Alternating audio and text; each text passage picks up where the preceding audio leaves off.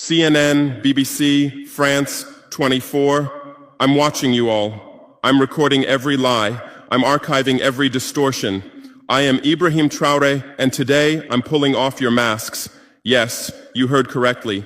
I, whom you call a young military junta leader, whom you brand as a dangerous radical, whom you serve up as an anti-Western dictator, am now telling you the truth. And this time you cannot turn off your microphones. This time you cannot turn away your cameras. This time your editors cannot cut this speech, because the world you monopolize no longer exists, because millions will hear these words now, without passing through your filters, without being subjected to your distortions, without being muddied by your lies. I am 34 years old. Every day of my life, I grew up with your lies. As a child, I would watch Africa on television. Always the same images. Children with flies, dry lands, weapons, death. This is Africa, they told us. This is what Africa is.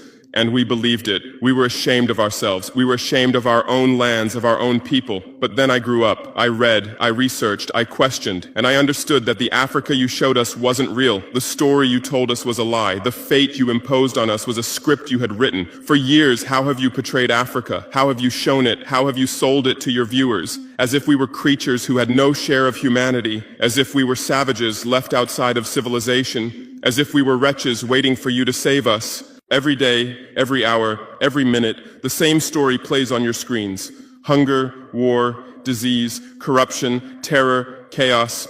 These are the words that come to mind when Africa is mentioned. In your Africa dictionary, there are no other words. No hope, no success, no development, no resistance, no honor, no pride, no victory. So I ask you, New York Times, Washington Post, Guardian, Le Monde, have you ever made Africa's successes your headlines? How many times have you written about Rwanda's technology miracle? How many times have you shown Ethiopia's reforestation project? How many times have you praised Botswana's democratic success? How many times have you described Kenya's entrepreneurial ecosystem? No, because these don't fit your scenario. Your Africa cannot be successful. It cannot, because then how will you legitimize your exploitation? If it's not in need of help, how will you intervene? If it's not backward, how will you look down on it? Have you ever asked yourselves, has any editor sitting at their desk, any news director in a meeting, any columnist at their keyboard ever thought, why are the people of the world's richest lands poor? Here are the numbers for you, real numbers. Africa owns 70% of the world's cobalt reserves. Your cell phone, your computer, your electric car won't work without cobalt. This cobalt comes from Congo, but Congolese can't afford cell phones. Africa owns 90% of the world's platinum reserves. Catalytic converters, electronic devices, medical implants, they all need platinum. This platinum comes from South Africa, but South Africans are crushed by unemployment.